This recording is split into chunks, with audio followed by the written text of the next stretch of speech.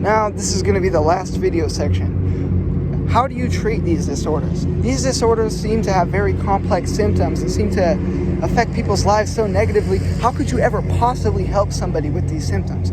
Well, thank God we have therapy and medications that can actually reduce these symptoms significantly in people. And what's good? And when it comes to the medication and therapy for schizophrenia, I found another article by WebMD called Medications That Treat Schizophrenia, written by Kim Painter and reviewed by Shruti N. Antipsychotics are the best medications for people with schizophrenia because they reduce the dopamine overproduction in their brain that causes the hallucinations that affect them. In another article reviewed by Shruti, also made by WebMD, called What Types of Therapy Treat Schizophrenia, cognitive behavioral therapy is the number one therapy to treat schizophrenia. Excuse the language. It was written by Lauren Regland and, like I said just a few seconds ago, reviewed by Shruti N. Cognitive behavioral therapy is the most prominent method of treating schizophrenia without medication or in conjunction with medication almost always. It is very hard to be unmedicated with schizophrenia because of how debilitating the symptoms are. And moving on to dissociative identity disorder, there is no medication that can help with dissociative identity disorder. The main way people get help through it is through cognitive behavioral therapy, just like with schizophrenia, but performed in a different way. Specifically, you want a therapist that's really good at dealing with trauma and dealing with just making you feel your own self-worth. That's what you really want when it comes to dissociative identity disorder and finding the right therapist. You want somebody who will listen to make you feel validated for who you are, and like that your personality isn't any less than any of your other personalities. And now finally, here's for the part of the video that I've really been waiting for. And this part of the video is why it's important to feel empathy for these people. They deal with a lot.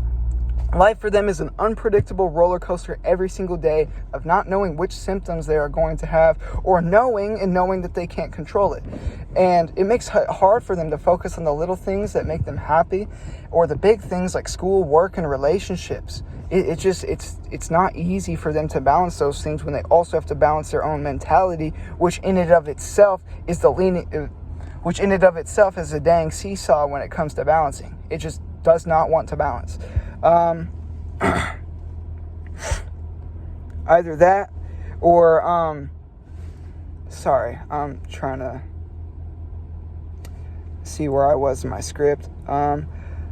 Like for example, for schizophrenia, I could not possibly imagine constantly hearing voices in my head or constantly feeling a decline of my emotions and my personality, or the inability to regulate my thoughts and emotions. Like, that would be very difficult, you know? It would be very, very difficult to live like that and to go through society in a normal manner.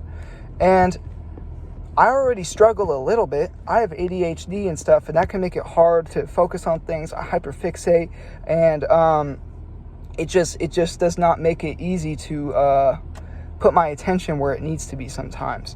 And with DID, it is also very similar. It's extremely debilitating. Imagine just being at school, and then you start feeling really weird, and you start having these very intense thoughts, like, that don't even seem like they're yours. You start hearing other people's voices in your head, but you're not really seeing anything, and eventually you just phase out, or it's like your vision just becomes like smaller and small. Like, here, I'm gonna almost give you like a tunnel effect. It's like your vision just becomes smaller and smaller and smaller and smaller until you got this tiny little hole from your eyes on the inside of your skull that you're peering through, and you can see everything that you're doing, but it's like you're watching it from inside your own head. You can't do anything. It's like a TV. You can watch the TV, but you can't change what's going on the TV, you know? You can't change what the people are doing on the other side of the channel, you know? You can't make SpongeBob wave back to you when you say hi. Like, it's just like that. You're sitting on the inside of your own head watching what's happening, but you're unable to control it. And some of those things, like, it's episodic. It's like it'll be there, then the window will close. Then it'll come back, then the window will close. And then, boom, you're right back to your normal self. Like, 4 hours later, and now you don't know where you are because, you know, your alter has moved you somewhere that you don't recognize. And it just gets real difficult, man. When it comes to the severe cases for these conditions, they are very debilitating. And even the minor cases are still debilitating. Like, minor cases of DID usually include only like 1 or 2 extra personalities, but that don't come as frequently. But still, it's not easy to deal with that. It's not easy to let your whole physical body go, to let somebody else control it. And also, you have to learn to live with your alters. You have to learn to live with them. And if you and your alter don't get along, that can also be difficult, you know? And lastly,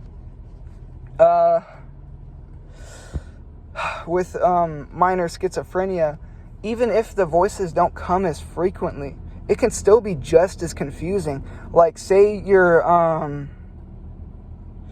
taking a test in school and you keep hearing a whisper behind you and you think someone's asking you something, and you look just to realize that nobody, or I guess this would be a bad example, but you look behind you just to see the person's not looking at you at all, didn't want your attention at all, and then they awkwardly look up at you wondering what you're staring at them for.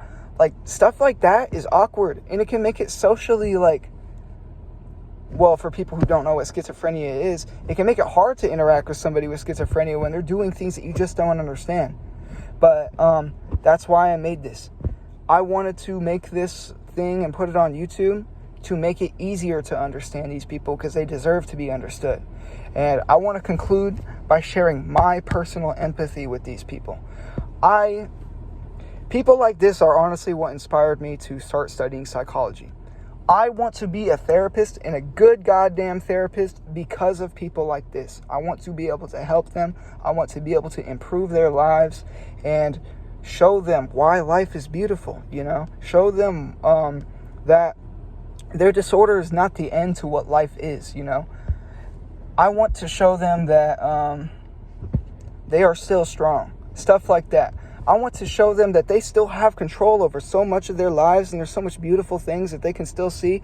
And even the beauty of treatment can help rejuvenate, like, the will of these people. The beauty of treatment is honestly amazing, because I get it. There's a lot of people that hate taking medications because of the side effects, but honestly, it really is a blessing that we have antipsychotics that can help people with schizophrenia as much as they do.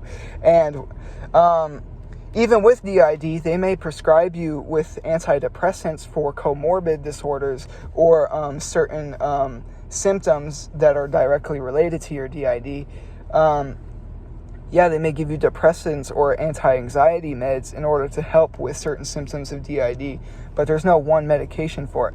However, with both schizophrenia and DID, cognitive behavioral therapy is easily the best therapy for each, because it directly improves the thought processes of people with these disorders by giving them new things to think about whenever they have their episodes. And it also, on a direct level, the behavioral part helps to actually change some of their symptoms and behaviors as a relation to their symptoms. It's really cool, and I think that being able to do that for people one day, being able to give people necessary and proper therapy while also being able to describe certain people who need it medication, I feel like that would be amazing and would honestly fulfill me, because I love helping people. I'm a very altruistic person, and it puts a smile on my face for me to put a smile on somebody else's, you know? So I wish for the best for all these people, all of them with these disorders. and not just these two, but with any disorder, it don't get easy. And I know this is a YouTube video and that it won't change the world, but these disorders will forever be misunderstood.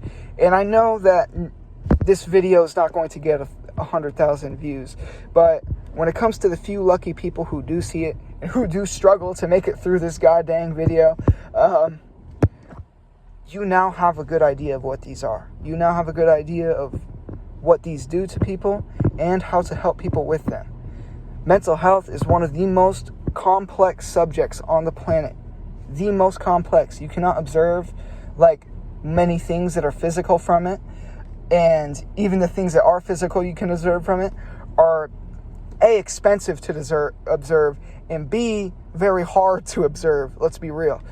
And learning how to help people with these disorders, or at least learning how to accept and empathize with them, can help improve their lives at least a little bit. And it can also help how you personally interact with them to improve your life by giving you the education you need to interact with these people properly. Thank you for listening. I hope you guys have a great day. And to my teacher, you're awesome.